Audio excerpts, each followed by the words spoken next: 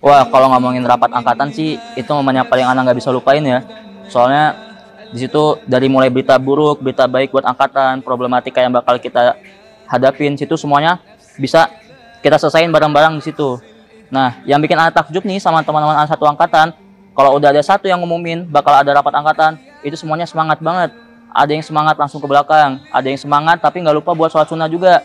Nah, ada juga tuh yang langsung semangat buat ke matam malahan. Nah, itu tuh yang menjadi gambaran anak kalau ternyata angkatan kita ini punya solidaritas yang tinggi banget. Nah, di lain sisi juga ada Rois angkatan kita nih, ketua angkatan kita Bayhaki, yang setiap di penghujung rapat kita dia selalu memberikan support buat kita, memberikan semangat buat anggota-anggota angkatan 34 ini. Bentar ya, kalau ngomongin taklim aja sih, mungkin ini salah satu program angkatan yang paling bermanfaat bagi diri Ana sendiri ya. Karena kenapa? Jujur ya, Ana orangnya sering tidur di kelas, terus kadang nggak merhatiin gurunya, kadang juga nilai Ana di bawah KKM gitu. Tapi gara-gara ada taklim najah ini, Ana jadi paham sama pelajaran yang diajarin. Terus ya nilai Ana di atas KKM gitu, alhamdulillah. Yang saya rasakan, ya mungkin kita rasakan bersama ya, bahwa masjid itu jadi tempat yang memorable banget lah buat kita di pesantren. Di sana kita berkumpul, bercengkrama, apalagi pas waktunya ikhtibar, waktunya ulangan, kita tuh belajar bareng di sana malam. Ada yang buka taklim, ada yang belajar sendiri. Mungkin ada juga yang ngobrol dari awal, dari habis isya sampai jam 12 belum buka buku sama sekali gitu. Dan juga kalau misalnya lagi futur, melihat teman baca Quran di masjid gitu, kita jadi kayak semangat lagi buat baca Quran di masjid. Ngelihat teman sholat sunnah, sholat rawatib, sholat duha, kita juga jadi pengen sholat duha juga, pengen sholat rawatib juga. Padahal yang selama ini tuh kita kayak malas buat ngerjain itu semua di rumah sebelum ini gitu. Ya rasanya di pesantren tuh kita jadi gampang lah buat beribadah. Jadi rela kita tuh resting di Sungai Elo Magelang. Dan menurut Ana sendiri, rela ini seru banget Masya Allah. Mulai dari kita berangkat dari sini, naik elep pagi-pagi ke Magelang, kemudian kita ke hilir sungainya, dan apalagi ketika kita di atas boot, yang kita mengarungi sungainya, ada yang sungainya datar, yang arusnya deres, dan juga ada batu-batunya, kita nabrak-nabrak. Sambil di jalan kita tuh cipat-cipatan air lah, dorong-dorongan pakai dayung, ada yang jatuh juga. Insya Allah seru banget lah. Ini salah satu momen yang gak bakal terlupakan untuk kita lah. Mungkin kegiatan ini kalau menurut Ana sendiri merupakan kegiatan yang membuat Ana merasa berterima kasih kepada asatidz sekalian.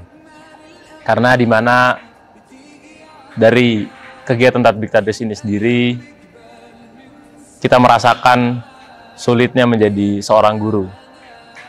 Bahagianya seorang guru, sulitnya menyiapkan materi, santri-santrinya mungkin ada yang tertidur, tidak memerhatikan, mungkin itu bakal dirasakan sama guru-guru itu sendiri.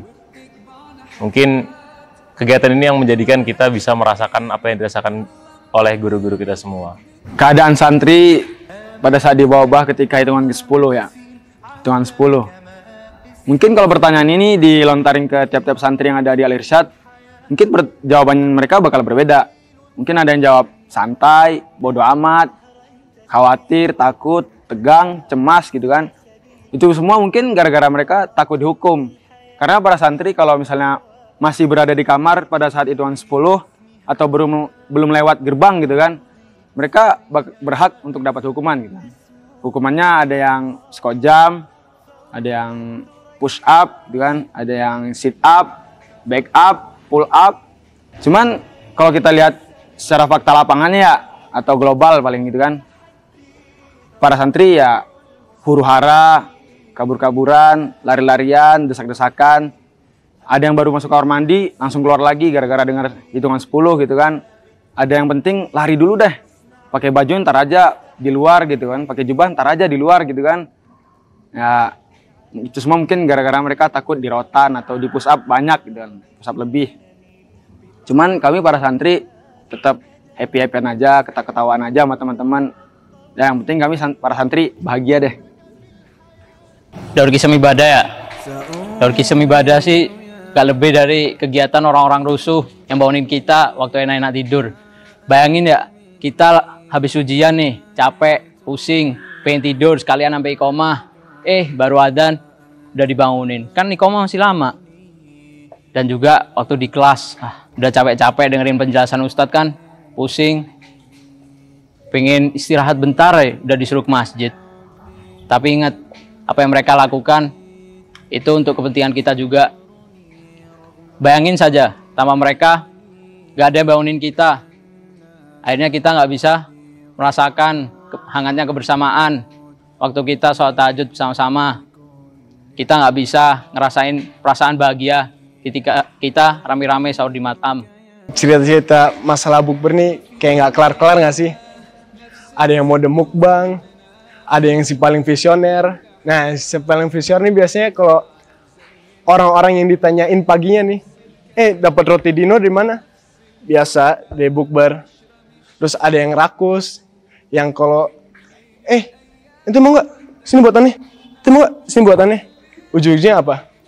Nggak sholat tuh, bangun aja susah. Ada apa? Ngedekem di masjid, nungguin sholat kelar. Ya gitulah masalah bukber, kalau diceritain nggak kelar-kelar. Bukber juga bukan masalah momen ya. Bukber juga berkahnya dapet.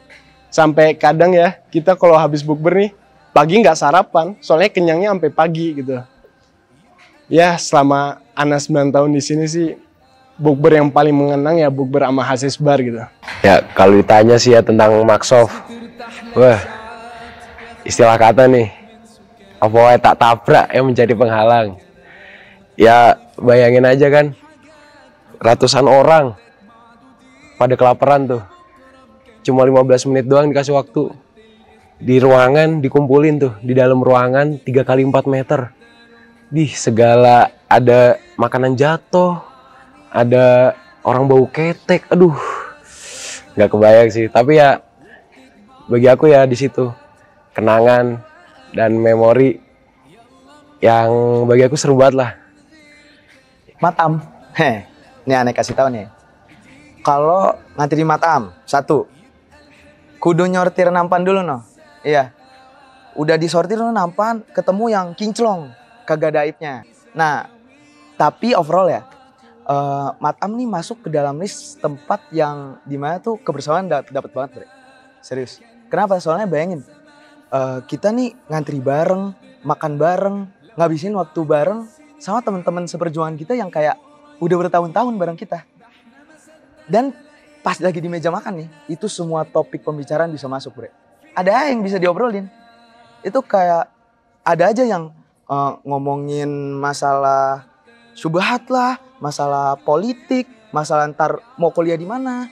Ada yang ngomongin masalah hidup, masalah dompet, masalah aduh, MU kalah mulu nih. Itu semuanya ada yang masuk, bre.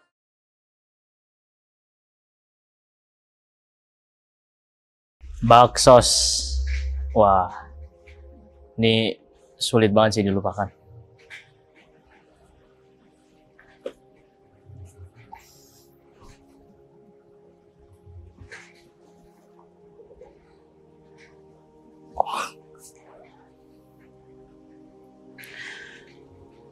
Kegiatan bagi-bagi yang awalnya kamu kira hanya sebatas bagi-bagi aja.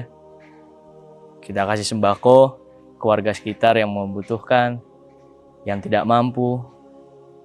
Ternyata ada banyak banget pelajaran yang kami ambil setelah kami melakukan hal ini. Salah satunya adalah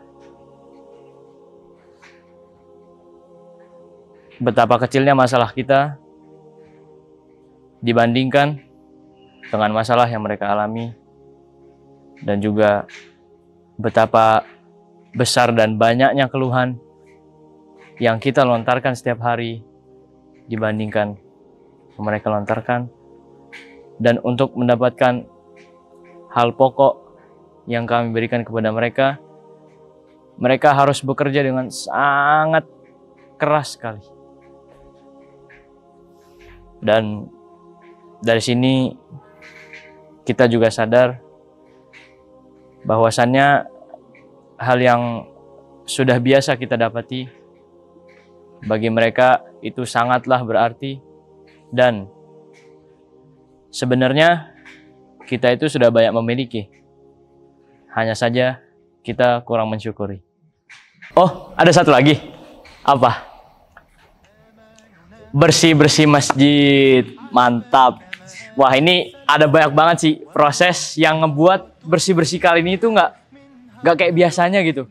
Mulai dari kita nenteng pel-pelan, sapu, serokan sepanjang perjalanan, dan perjalanan itu nggak sebentar. Dan kirain tuh cuman ya kita datang, nyapu, ngepel, rapin karpet, kasih parfum sedikit, terus kita pulang. Ternyata nggak, ada rasa senang, terus puas dan gembira yang muncul ketika kita itu selesai melaksanakan bersih-bersih masjid. BOTR ya, pertama ya, aneh kasih tahu nih, BOTR itu apa? BOTR itu adalah acara santri-santri Al-Irsyad ketika liburan Ramadan di rumah, yaitu bukber on the road. Harapan Anda di sini, semoga acara ini terus dilaksanakan di tahun-tahun berikutnya dan menjadi estafet kebaikan untuk angkatan-angkatan adik kelas kita. Akademi Dai. Satu kata nih untuk Akademi Dai. Capek. Bayangin ya, ya. Kita disuruh ngafal Al-Quran, disuruh ngafal hadis. Itu pas masa pesantren tuh, sebelum libur. Kemudian pas libur, belum kelar juga. Kita disuruh melakukan tugas santri peduli. Apa aja? Disuruh public speaking. Masya Allah, tabarakallah. Pas sampai pesantren, baru masuk nih. Besok paginya langsung disuruh ikut seminar. Wallahi, apa ini? Nah, kita disuruh ikut seminar ini, itu leadership, plan, life plan. Nah, itulah. Masya Allah, capek banget, akhi. Tapi satu nih yang perlu anak kasih tahu nih. Semua yang ada di tugas santri peduli pasti bermanfaat. Namanya aja dah, Akademi Dai. Nah, kalau ngomongin tentang olahraga nih, pasti bakal seru banget. Karena olahraga adalah salah satu pengalaman terbaik Ana yang pernah Ana dilakukan di pondok. Karena nggak mungkin ada santri yang nggak pernah olahraga di pondok ini. Dengan fasilitas kita yang sangat memadai. Kayak udah disediain gor, kolam renang, gym, bahkan sampai lapangan sepak bola. Terus dengan olahraga, kita bisa memperkuat pertemanan kita yang awalnya di jalan cuma gitu doang, nggak nyapa, terus bahkan sampai ada yang nggak nengok. Nah, jadi yang akhirnya sore main gor gak sih, sore jogging gak sih, nah kan itu jadi bakal keinget terus ya. Tapi ini semua tentang kebersamaan ya. Semoga Hazisbar bisa sukses di tujuan kalian bersama.